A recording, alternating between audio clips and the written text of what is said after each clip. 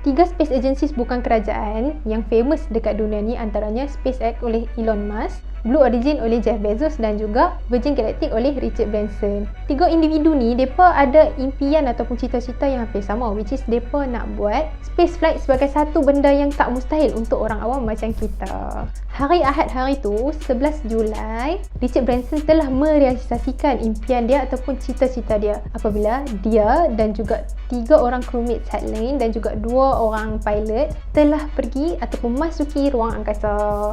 Mereka semua ni menaiki roket motor yang mana roket motor ni telah di-attach dengan satu kapal terbang yang lagi besar daripada dia. So kapal terbang ni akan melalui landasan dan terbang masuk ke ruang udara. Kemudian lepas dia sampai 15 km, dia akan lepaskanlah roket motor ni. Lepas roket motor ni dilepaskan, roket motor ni pun akan meneruskan perjalanan dia untuk keluar daripada border bumi. Bila roket motor ni menghampiri altitude paling tinggi yang dia boleh pergi, orang-orang dalam Virgin Galactic Space Flight ni ataupun kru Virgin Galactic ni mula rasa weightlessness. Kalau kita tengok dalam video YouTube ke, dalam space related movie ke, kalau kita tengok orang duk terapung-terapung tu, hak tu lah weightlessness. Kru-kru ni mengalami weightlessness selama hampir 4 minit. Walaupun kita tengok macam lah 4 minit je ke?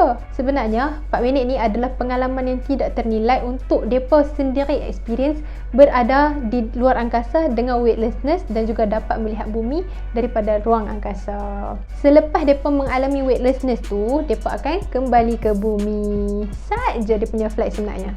Tetapi yang menjadi kontroversinya adalah apabila altitude ketinggian yang dialami oleh Virgin Galactic ni hanyalah setinggi 80 km saja. Sebenarnya kalau ikut US akan beriktiraf siapa-siapa je yang dapat melepasi 80 km daripada aras bumi sebagai angkasawan.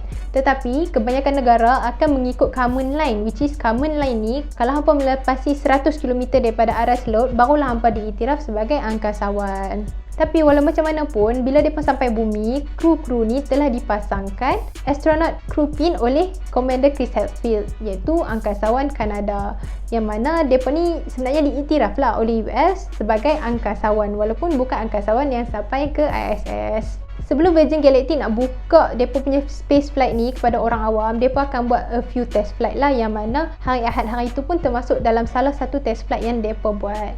Kalau hampa nak pergi, hampa dah boleh tempah tiket sebenarnya untuk naik space flight ni, untuk betul-betul experience hampa pergi ke luar angkasa. In fact, dah ada pun orang-orang famous ataupun selebriti-selebriti famous yang dah tempah tiket mereka untuk mengalami sendiri ke ruang angkasa. Kalau hampa nak tahu, satu tiket Virgin Galactic untuk pergi ke angkasa bernilai $250,000. Kalau dalam ringgit Malaysia pun belum tentu dapat pergi. Secara conclusionnya, walaupun kita tengok space flight yang Richard Branson ni pergi tak adalah segah mana ataupun dia tak mengorbit bumi, dia tak juga pergi ISS, jauh lagi nak pergi bulan. Tetapi sebenarnya benda ni adalah satu benda yang sangat signifikan dalam commercial space flight. Masa mula-mula space exploration kita dulu pun kita mulakan step by step. Mula-mula kita mengorbit bumi, kemudian kita buat spacewalk, kemudian kita mengorbit bulan dan barulah kita sampai ke bulan. Mungkin hari ini kita hanya boleh keluar daripada border bumi, tapi esok lusa mana tahu kalau kita boleh buat spacewalk.